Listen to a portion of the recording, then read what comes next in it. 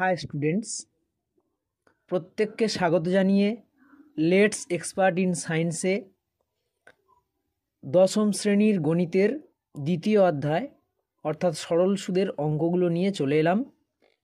Video শুরু করার পূর্বে প্রত্যেককে রিকোয়েস্ট করছি যে এই ভিডিওগুলি নিজেরা তো দেখবে এবং তার সঙ্গে সঙ্গে তোমাদের বন্ধুবান্ধবদের কাছে অবশ্যই শেয়ার করো, যাতে আমার ভিডিওগুলো চারিদিকে ছড়িয়ে পড়ে।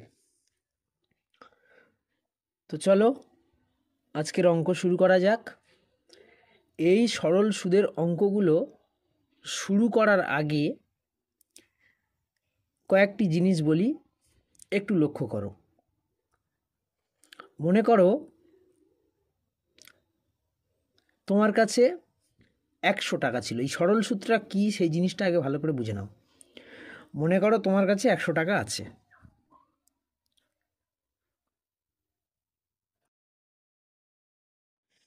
এবার তুমি ঠিক করলে ওই 100 টাকাটা ব্যাংকে জমা রাখবে। তাহলে যখনই তুমি ব্যাংকে জমা রাখবে টাকাটা, তাহলে সেই টাকার বিনিময়ে ব্যাংক তোমাকে কিছু পরিমাণ সুদ দেবে। এবার ব্যাংক তোমাকে মনে করো 100 টাকার বিনিময়ে 10% সুদ দিল বা সুদ দেয়। তাহলে তোমার তখন সুদ কত হলো? অর্থাৎ এই 10% কথার অর্থ কি? 10% কথার অর্থ হলো 100 টাকার বিনিময়ে 1 বছরে ব্যাংক তোমাকে 10 টাকা সুদ দেবে। অর্থাৎ এখানে সুদের হিসাবটা তাহলে কিভাবে হচ্ছে? বছরে, 1 বছরে। এবার তোমার যত বছর বলবে সেইভাবে তোমাকে অঙ্কগুলো করতে হবে। এবার বার্ষিক 10% কথার অর্থ হলো ব্যাংক তোমাকে 1 বছরে 100 টাকার উপর 10% সুদ দেয়। তখন তোমার সুদ আসল টাকাটা কত হলো? তুমি 100 টাকা জমা দিলে, তার 10% সুদ দিল, মানে 100 টাকার 10% মানে 10 টাকা। তখন তোমার মোট টাকাটা কত হলো 1 বছর পর? মোট টাকা 1 বছর পর তোমার হলো 100 প্লাস 10 সমান 110 টাকা। এই যে 110 টাকা, এই টাকাটাই হলো সুদ প্লাস আসল, যেটাকে আমরা বলে থাকি সুদাসল, বা এর আরও একটা নাম আছে, সেটাকে আমরা বলে থাকি সববৃদ্ধি মূল।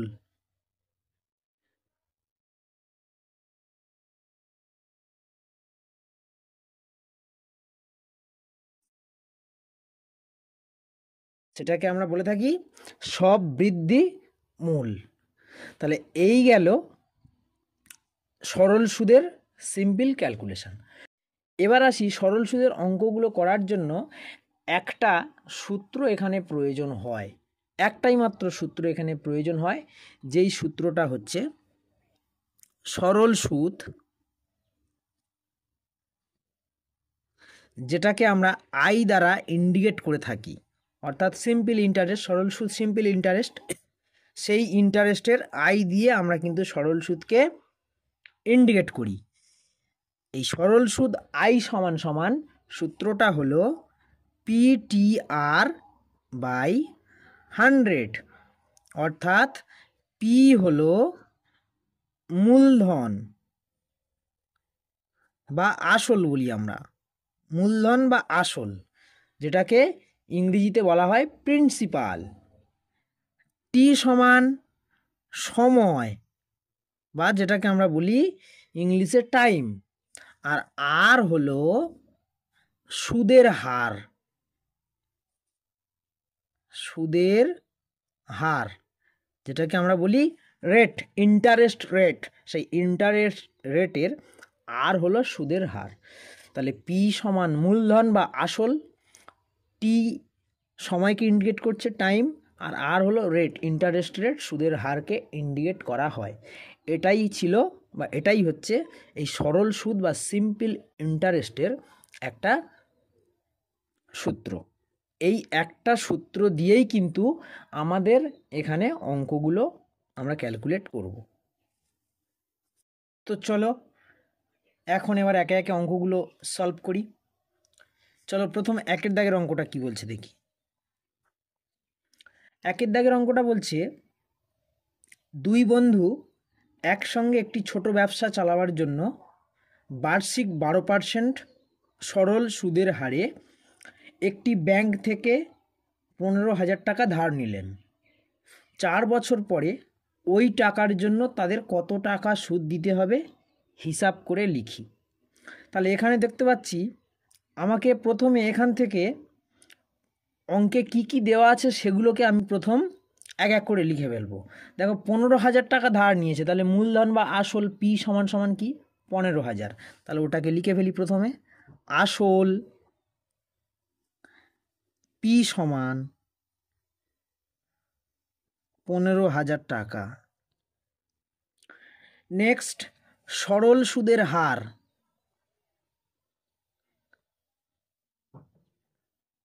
আর সমান 12%,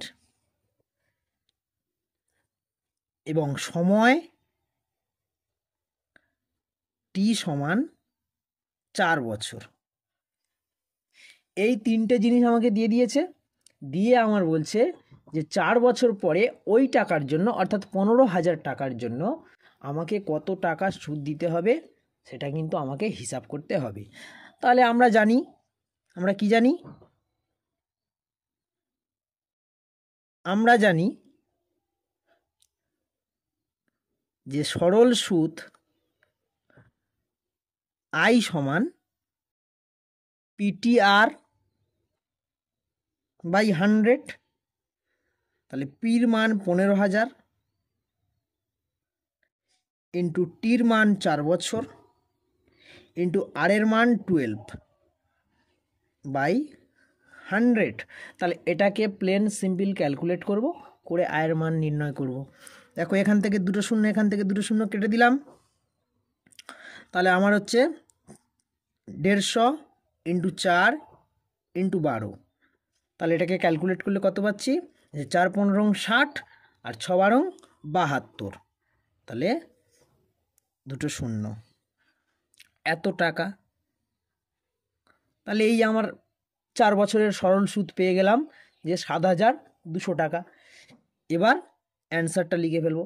দেখো প্রত্যেককেই বলছি অঙ্ক করে অঙ্কের উত্তর কিন্তু অবশ্যই লিখবে। উত্তর না লিখলে সেখানে কিন্তু সম্পূর্ণ অঙ্কটার নাম্বার কাটা। অঙ্ক করে উত্তর না লেখা মানে ঘর করলে ঘরের চাল করলে না। অর্থাৎ তুমি ঘরটা কমপ্লিট করলে, ঘর কমপ্লিট না করেই সেখানে সব আসবাবপত্র ঢুকিয়ে ফেললে, মাথার চালটা দিলে না, ছাউনিটা দিলে না।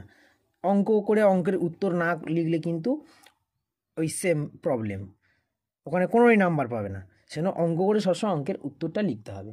তাহলে উত্তরটা কী লিখবো না, 4 বছর পরে ওই টাকার জন্য তাদের 4 বছর পরে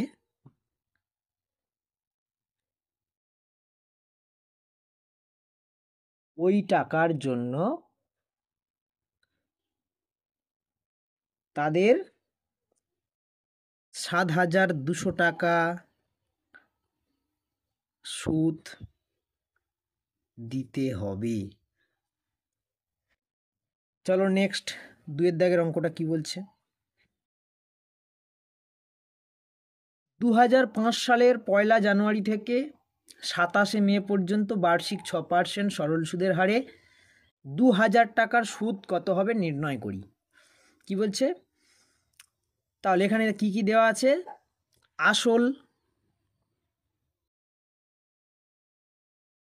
পি সমান সমান 2,000 টাকা, সুদের হার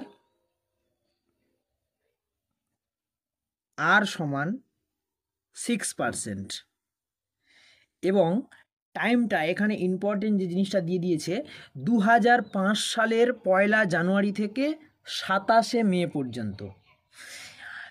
আমি যখন সরল সুদের ব্যাপারটা বোঝালাম তখন আমি বলে দিয়েছি যে সরল সুদের হিসাব সবসময় কিন্তু আমাদেরকে কিসে করতে হবে, বার্ষিক, অর্থাৎ 1 বছরের হিসাব আমাকে ক্যালকুলেট করতে হবেই। এটা আমার পাড়ার সুদ নয় যে কেলে দিল আর আমি নিলাম, একদিন পরেও 10% হারে সুদ দিতে হবে, এটা তেমন নয়। এটা হচ্ছে ব্যাংকের সরল সুদ। তাহলে ব্যাংকের সরল সুদের ক্ষেত্রে সবসময় পার্টিকুলার 1 ইয়ার্স ধরে বার্ষিক সুদের হার ক্যালকুলেট করতে হবে। তাহলে এখানে বলে দিচ্ছে টাইমটা কিভাবে না, 2005 সালের 1 জানুয়ারি। তাহলে আমাকে প্রথম দেখতে হবে যে 2005 সালটা লিপিয়ার না লিপিয়ার নয়। তাহলে 2005 সাল কিন্তু লিপিয়ার নয়, তার কারণ হলো 2005কে যদি আমি 4 দিয়ে ভাগ করি তাহলে আমি কিন্তু কোনো ভাগ মানে সেটা কিন্তু ভাগটা কিন্তু মিলবে না। তাই 2005 সাল লিপিয়ার নয়। সেক্ষেত্রে যদি লিপিয়ার না হয় তাহলে ফেব্রুয়ারি মাসের দিন সংখ্যা কত দিন হয়, 28 দিন। তাহলে ওই কথাটাই সুন্দর করে লিখে ফেলবো যে 2005 সাল লিপিয়ার নয়।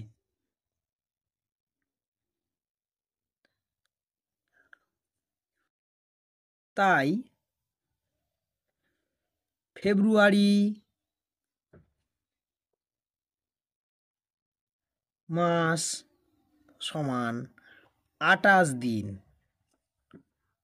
তাহলে এইবার আমি টোটাল যে দিনটা সেইটা আমি কিন্তু ক্যালকুলেট করে ফেলবো। তাহলে জানুয়ারি মাস কত দিনে, 31। দেন ফেব্রুয়ারি 28, মার্চ 31, এপ্রিল 30, অ্যান্ড নেক্সট বলছে 27 মে পর্যন্ত।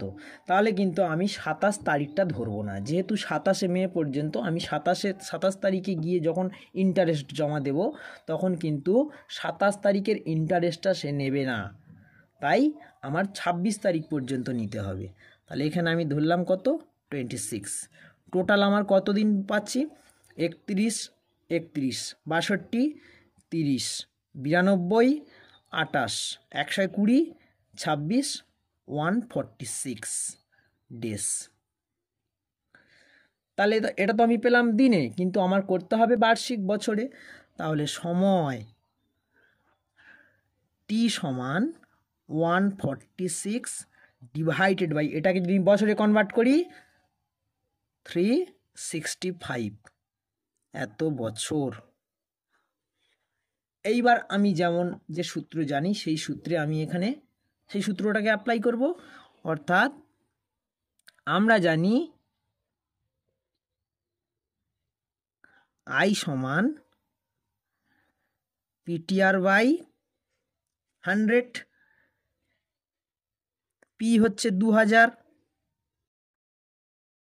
টির মান 146 বাই 365, ওটাকে ডাইরেক্ট করে দেবো একদম। আর এর মান হচ্ছে 6, তাহলে 100 ইন্টু 365 এটাই আসে। এই যে 146 বাই 365 বাই 100 মানে কত, ওটাকে ডিভাইডেড বাইটা গুণিতক করে দিলে 100টা উল্টে যায়, 1-এর 100, তাহলে আলটিমেট যেটা দাঁড়ায় সেটা হচ্ছে এই জিনিসটা। তাহলে এটাকে এবার কাটাকাটি করে ফেলো, 2 শূন্য 2 শূন্য কেটে দিলাম। এইবার এটাকে কাটি, 5 4 20, 5 7 35, 5 3 15, 73 1 73, 73 2 146।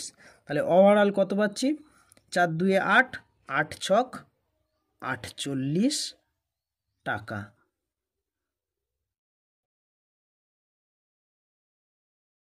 এই গেল আমার 6% হারে 1 জানুয়ারি থেকে 27 মে পর্যন্ত আমার কিন্তু 2000 টাকার উপরের 6% হারের সুদ। তাহলে এবার আমি অ্যান্সারটা লিখে ফেলবো যে অতএব 2000 টাকার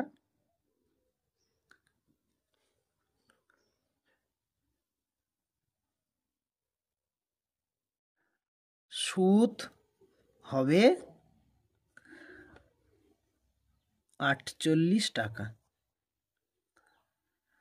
নেক্সট 3 দাগের অঙ্কটা কি বলছে, বার্ষিক 8.1% সরল সুদে 960 টাকার 1 বছর 3 মাসের সবৃদ্ধিমূল কত হবে? সবৃদ্ধিমূল মানে কি বলে দিয়েছি, সবৃদ্ধিমূল মানে সুদাসল। তাহলে এখানে সুদাসলটা নির্ণয় করতে বলেছে। তাহলে ভয় পাওয়ার কিছু নেই, যেমন সুদ নির্ণয় করি I = PTR/100, সুদ নির্ণয় করব, তার সঙ্গে যে আসল আছে সেই আসলটাকে আমি কি করব, যোগ করে ফেলব। তাহলে চলো অঙ্কটা করি। আসল P = 960 টাকা, সুদের হার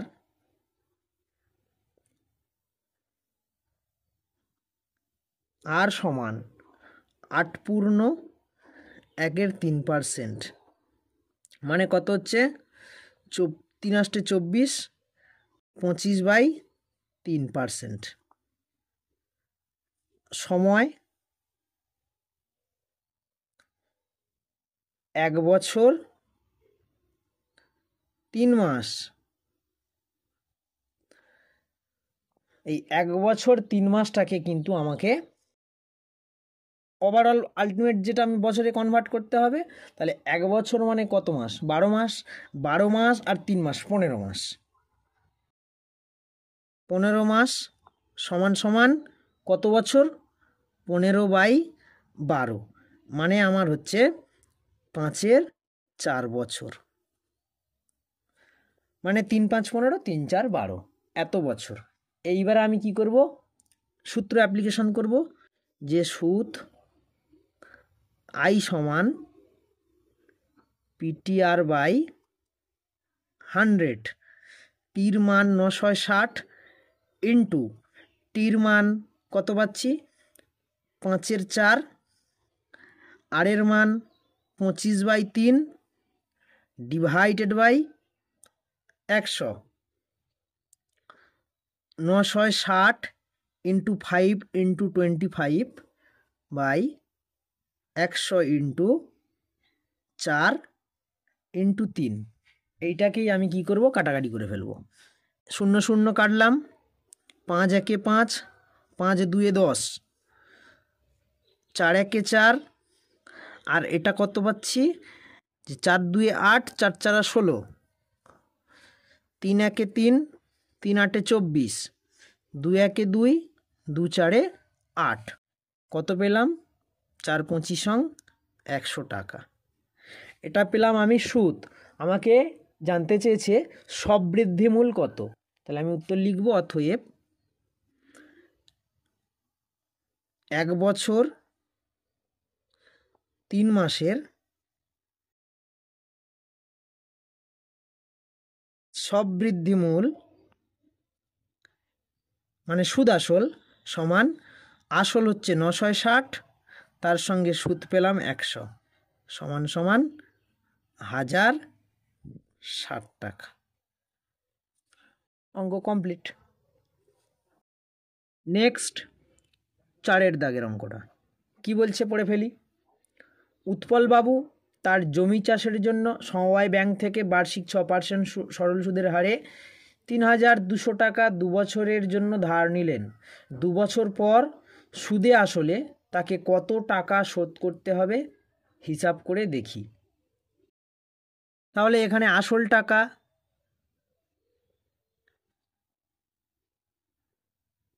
3200 টাকা,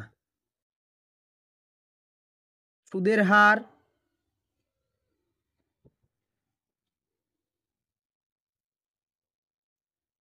6%, সময় 2 বছর। তাহলে সুদ I = PTR/100, 3200 into 2 into 6 by 100, দুটো শূন্য কেটে দিলাম, তাহলে কত পাচ্ছি? 6 দুয়ে 12, 12 দুয়ে 24-এর 4, হাতে থাকে 2, 3 12 36, 37 38, 384 টাকা। এইটা হচ্ছে আমার 2 বছরের সরল সুদ। কিন্তু আমাকে জানতে চেয়েছে যে উৎপলবাবু 2 বছর পরে সুদ আসলে তাকে কত টাকা শোধ করে দেবে। তাহলে উত্তরে লিখব, অতএব উৎপলবাবু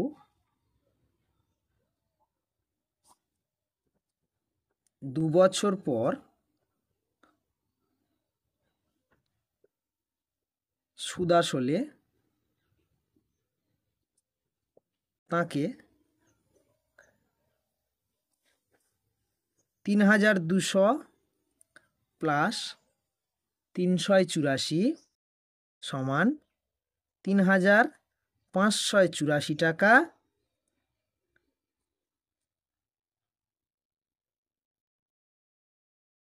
শোধ দেবেন। নেক্সট 5-এর দাগ কি বলছে? বার্ষিক 5.25% সরল সুদের হারে শোভা দেবী একটি ব্যাংকে কিছু টাকা জমা রাখেন। তাহলে এখানে কিন্তু টাকার পরিমাণটা বলে দেয়নি। 2 বছর পর তিনি সুদ হিসেবে 840 টাকা পেলেন।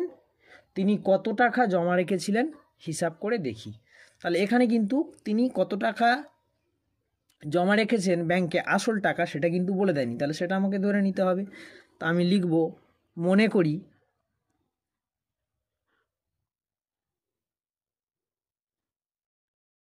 আসল টাকা সমান সমান পি। তাহলে আসল টাকা পি, সুদের হার বলা আছে আর সমান সমান 5.25%, সময় টি সমান 2 বছর। এবং এখানে একটা যে জিনিসটা দেওয়া আছে সেটা হলো তিনি সুদ কত টাকা পেয়েছেন সেটা কিন্তু দেওয়া আছে, অর্থাৎ সুদ আই সমান 840 টাকা। তাহলে আমি যেমন যে সূত্র আমি জানি সেই সূত্রটাকে অ্যাপ্লাই করব। আমরা জানি আই সমান পিটিআর বাই 100। তাহলে এখান থেকে আমার কার মান বের করতে হবে? যে আমি ধরে নিয়েছিলাম, মনে করি আসল টাকা পি সমান সমান আসল টাকা সমান পি। তাহলে আমি কিন্তু এখান থেকে অ্যাকচুয়ালি পির মানটাকে ক্যালকুলেট করব। তাহলে এখান থেকে আমি অনায়াসে বলতে পারি যে পিটিআর সমান আই ইন্টু 100, অর্থাৎ আমি এটাকে কোনাকুনি গুণ করে নিলাম। দেন পি সমান টিআরটা ভাগ আকারে হবে I into 100 divided by TR. এবার কিন্তু আমি এখানে পরপর ক্যালকুলেশন করব, মানগুলো বসিয়ে দেবো, ভ্যালুগুলো। আই এর মান বলা আছে 840 টাকা ইন্টু 100 বাই টির মান বলা আছে 2 বছর, আর আর এর মান বলা আছে 5.25।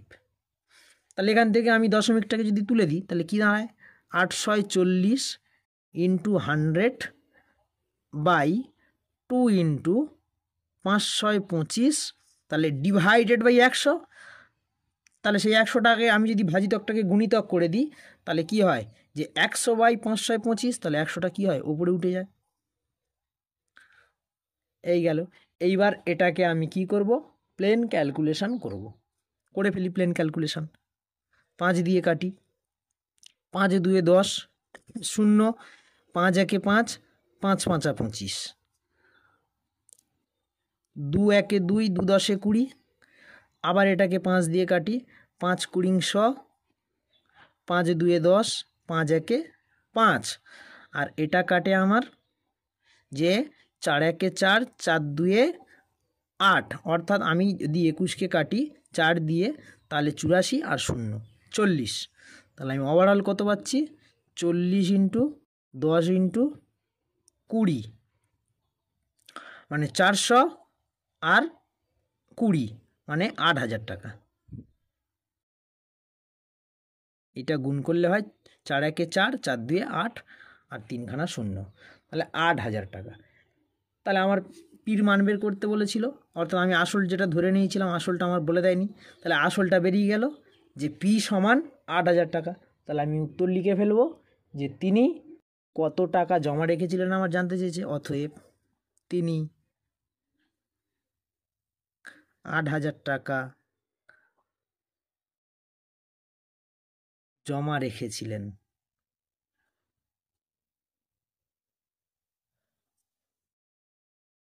নেক্সট 6 দাগের অঙ্কটা কি বলছে দেখি। 6 দাগেরটা কি বলছে, গৌতম একটি মুরগি খামার খোলার জন্য একটি সমবায় ব্যাংক থেকে বার্ষিক 12% সরল সুদের হারে কিছু টাকা ধার নিলেন।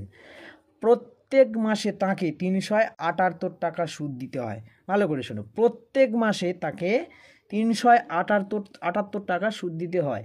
তিনি কত টাকা ধার নিয়েছিলেন নির্ণয় করি। তাহলে এখানেও কিন্তু আমার আসল টাকা বলে দেয়নি, তাহলে এখানেও লিখবো ধরি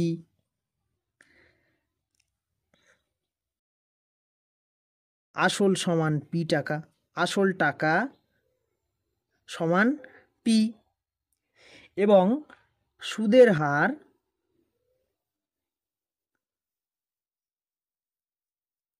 কত পার্সেন্ট বলে দিয়েছে, 12%।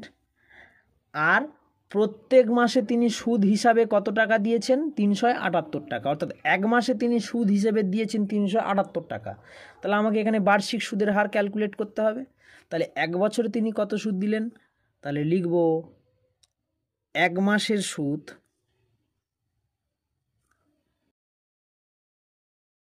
সমান 378 টাকা,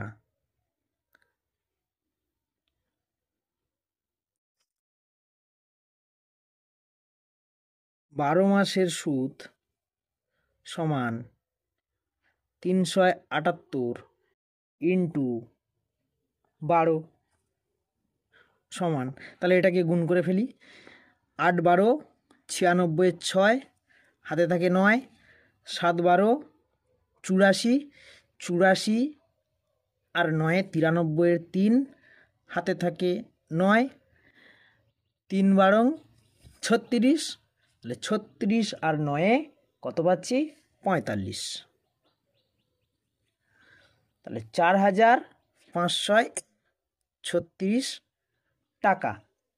এইবার আমার কিন্তু তাহলে 12 মাসের সুদ তিনি কিন্তু এত টাকা দেন, অর্থাৎ বার্ষিক সুদ। তাহলে এখানে সময়টা কত পেলাম, সময় টি সমান 1 বছর, অর্থাৎ তিনি 1 বছরে এত টাকা সুদ দেন। তাহলে তিনি কত টাকা ধার করেছিলেন সেটাই আমাকে নির্ণয় করতে হবে। তাহলে এবার আমরা যেটা জানি সেটা লিখে ফেলবো, যে সূত্রটা আমরা লিখি, আমরা জানি আই সমান সুদ সমান পিটিআর বাই 100। আই এর মান কত 4,536 সমান পির মান কত পি ইন্টু টি মানে 1 আর মানে 12 বাই 100। তাহলে এখান থেকে আমরা কিসের মান বের করব, পির মান। তাহলে 12p সমান সমান 100-র সঙ্গে এটাকে গুণ করে দিলাম, বা পি সমান 4,53,600 বাই 12। তাহলে এটাকে আমি ক্যালকুলেট করে ফেলবো। চলো 12 একে 12, এটা কত পাচ্ছি যে 3 12 36, 36 মানে আমি হচ্ছে 9, তাহলে 93, 7 12 84, 84, 84 থেকে 93 মানে 9, 96, 8 12 96, আর দুটো শূন্য যেমন ছিল রেখে দিলাম, বা পি সমান 37,800 টাকা। এই গেল আমার আসল টাকা। তাহলে এবার আমি হচ্ছে আমার যে উত্তরটা চেয়েছে সেই উত্তরটা লিখে ফেলবো। উত্তর কি চেয়েছিল, উত্তর আমাকে চেয়েছিল যে তিনি কত টাকা ধার নিয়েছিলেন নির্ণয় করি, অতএব তিনি 37,800 টাকা ধার নিয়েছিলেন। কমপ্লিট।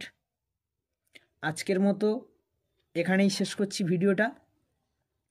নেক্সট দিন আমরা এরপরে যে সমস্ত অঙ্কগুলো আছে সেগুলো সলভ করব। আর ভিডিওটা যদি ভালো লেগে থাকে, উপকারে লেগে থাকে, তাহলে অবশ্যই চ্যানেলটিকে সাবস্ক্রাইব করো এবং নিজেরা তো দেখছো, তার সঙ্গে সঙ্গে তোমাদের বন্ধুবান্ধবদের কাছে শেয়ার করে দাও, যাতে আমার ভিডিওটা আরও চারিদিকে ছড়িয়ে পড়ে।